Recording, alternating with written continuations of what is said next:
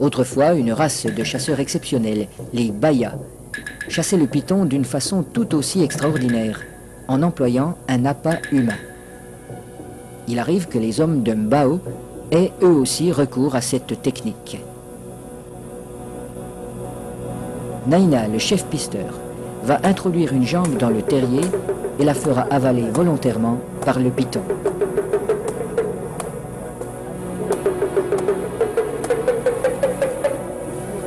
Il est indispensable de posséder le remède qui a été fourni par le sorcier. Cette mystérieuse préparation, à base d'herbes et de racines écrasées, n'a pas qu'un effet psychologique. Elle a le pouvoir d'attirer le serpent tout en protégeant la jambe du pisteur. Le remède agit encore comme un lubrifiant. En imprégnant un tissu qui entoure la jambe, il facilite sa pénétration dans la gueule du reptile.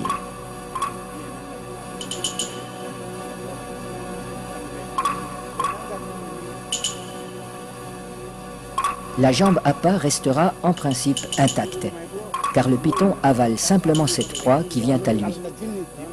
À peine sera-t-elle attaquée superficiellement par les sucs digestifs.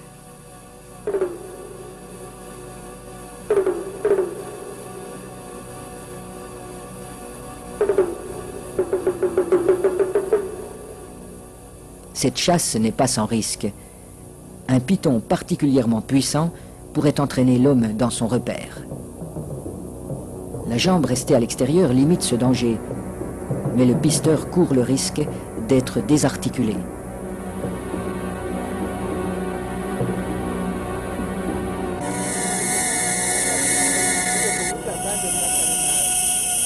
Pour rendre l'attente moins pénible, mais aussi faciliter le glissement des corps de l'homme et de l'animal, on place des feuilles fraîches sous le pisteur.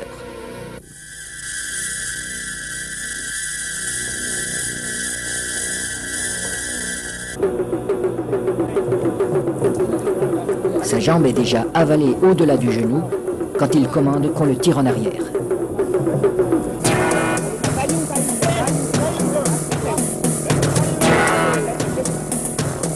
Refusant de laisser échapper sa proie, le python apparaît. Les aides tirent de façon irrégulière. Il secoue le python pour l'empêcher de trouver un point d'appui. Le pisteur relève son pied à angle droit pour ferrer le serpent, à la manière d'un hameçon. L'animal se sent piégé, mais il ne peut plus lâcher la jambe. Le python est maintenu allongé. Il faut éviter qu'il ne s'enroule. Cette position lui enlève une grande part de sa force. Pour dégager sa jambe, Naina déchire la gueule du python au couteau.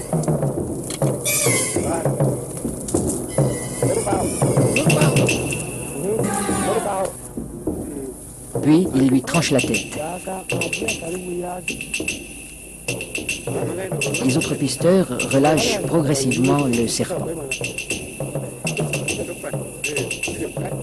Dans un premier temps, le corps décapité reste inerte. Puis apparaissent des ondulations nerveuses de plus en plus puissantes.